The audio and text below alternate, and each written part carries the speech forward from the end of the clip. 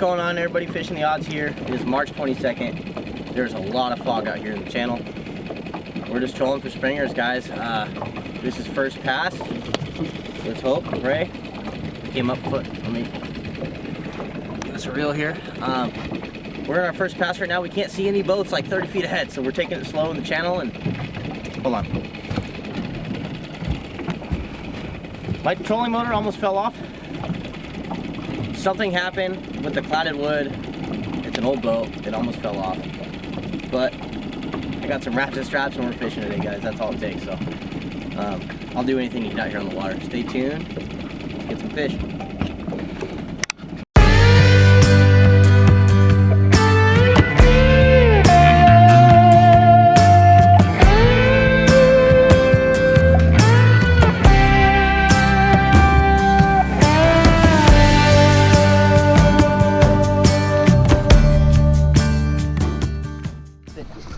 He popped it. Woo! Here you go.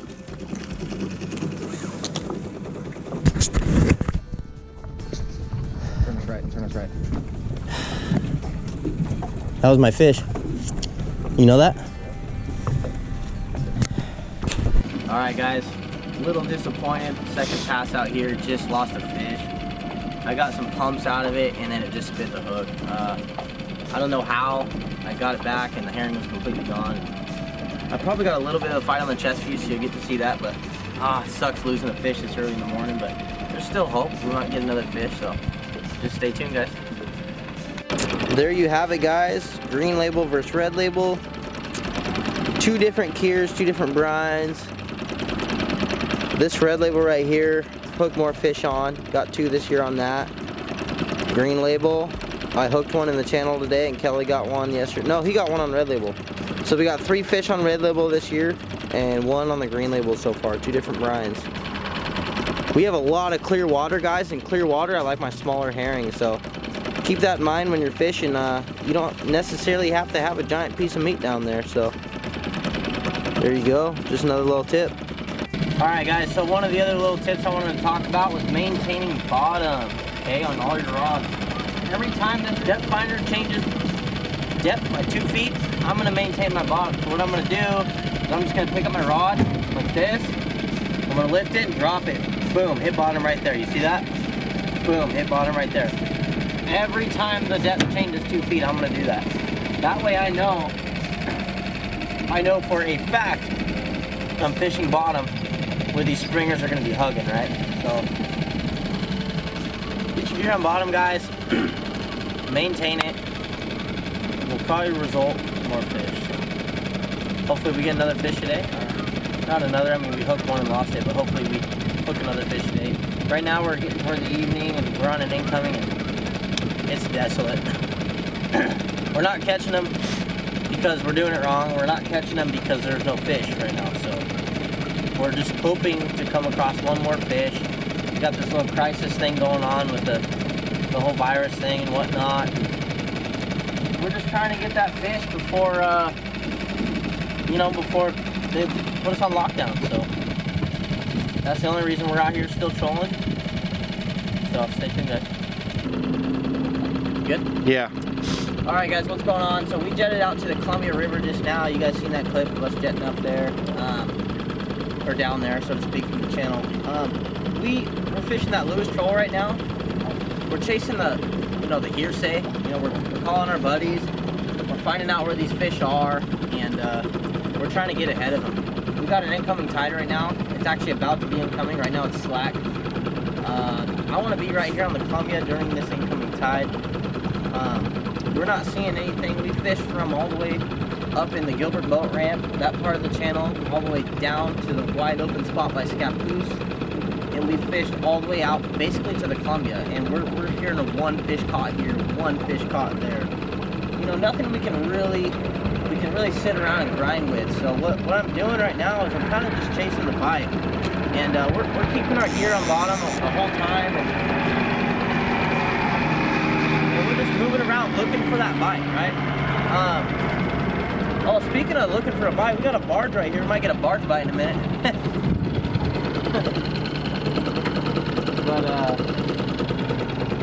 anyways, guys, that's just kind of a little tip I want to explain to you guys. You know,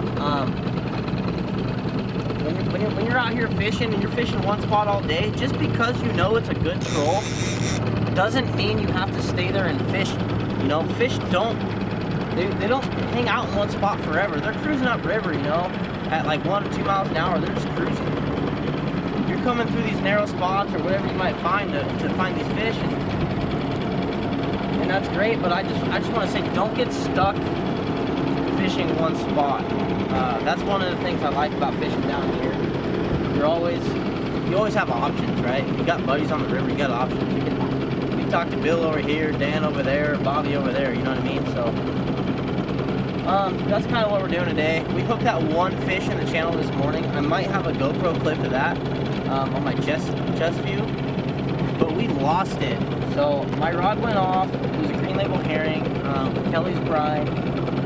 My rod went off, and that was it. I mean, I got like 6 pumps out of it, maybe. I mean, when I picked up my rod, he was fighting. It was pretty cool, and then it was off. And beat myself up about it because that's the only thing we've seen in the channel today. And so, like I said, I called around, and now I'm out here in the Columbia. So let's see if we can't make it happen today. Just a little tip for you guys: chase the bite. Don't stay in one spot. Don't get too comfortable and lazy. A lot of, you know, you start drinking beer, you get a little bit lazy. So just make some friends on the river, make some phone calls, guys, and that's a good way to chase a bite. So stay tuned. What's going on, guys? I just wanted to talk about getting set up for salmon fishing. Right now we're in the springer season, and I think having your boat set up the right way will make you more efficient and effective on the water if you do hook a fish. You don't have to guess, you don't have to struggle, you just know where things are, you're ready, you can pull your net out, and you're good to go, right? So this boat originally was not set up for springer fishing or for fall chinook fishing or coho fishing. It had a bench in the middle, it wasn't wide open. It was really a terrible setup for fishing. There was 2 rod holders, and there was like one right here, you could see the holes, and then there was another one right here. They're too close together, and I didn't like that. So like I said, guys, just having an open platform just makes it that much more of an effective fishing area. We don't want nothing in our way when we're fighting fish, because I don't know about you, but when I hook a springer and there's only like 5 fish in a day that get hooked, my adrenaline's pumping, and I'm like, I don't care what's going on, I'm just gonna start throwing shit in the water, then I'm just gonna pick up something and grab the net, trip over something, whatever. But if you clear your area, like the way that I built this, I have it completely open in the back for fighting fish. There's no bench in the middle no more. I have these movable seats. You can move them wherever you want, and I store my tackle and tools and other things in these seats. But like there's all my tackle. I don't know. It's just set up and it's ready for fighting fish, right? So one other thing I did was I spread the rod holders out. I want to get maximum spread on my little 16-foot boat that I possibly can get. So I have right here these quick release rod holders, and I put extensions on them. And the reason why I did that is I don't have to bend over at all to fight my fish. All my fish, if this rod takes down, I just pick it up right here. I don't have to bend way down, hurt my back, nothing like that. It's just right here. Same thing with the other side here. Same thing. You set your rod in there, and you just pull up on this, and your rod comes out. So if your fish takes down, you're good. You pick up like this, and you're fighting. You're ready. You know what I mean? So I love these little quick release rod holders. I have 2 in the back that aren't quick release. These 2 are just regular old rod holders, right? But I do have the extensions on them. Same thing. I want it to be up, right? Plus I have to get over my sidewall here. And on the other side here, same deal. Extension. For this one, when I only fish two other guys aside from me in the boat, put my net there. That's another thing that is very important when fighting a fish. Where's your net? Is it put together? Is it collapsed? Is it under something? I know my buddy Brandon's boat, sorry Brandon, not trying to throw you in the bush or nothing, but his net is always under the seat, under some gear. So if we hook a fish, it's like, oh, move all the gear, grab the net, you know? But if you have it right here, you can just grab the net like this when he's fighting that fish and you're good. You could just net that fish. And just like in this clip that you're about to watch right now. As you can see right here, I'm picking up the net and Kelly's fighting his fish. Net is right there, it's easily accessible, and I can fight. I mean, and I can net the fish, no problem. So, us being set up just like that made us much more efficient. And in case that fish was gonna come up early, I had opportunity to net him the first time he came to the boat, rather than potentially losing him when he's splashing around on the top of the water next to the boat, because I was prepared, right? I was prepared to pick up that net and net that fish the very first time he came to the boat. And thus, we may not have, you know, we may have lost that fish otherwise, is what I'm trying to say. So there's that. Having the right boat setup really helps with salmon fishing, in my opinion.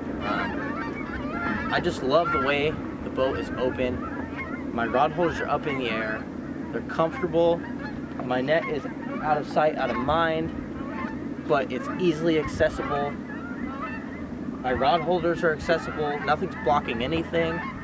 Over here, I got my bait board. As you can see, I got my cut plug here, my template, bait knife. Everything gets stored right here, but it's not in the way, right?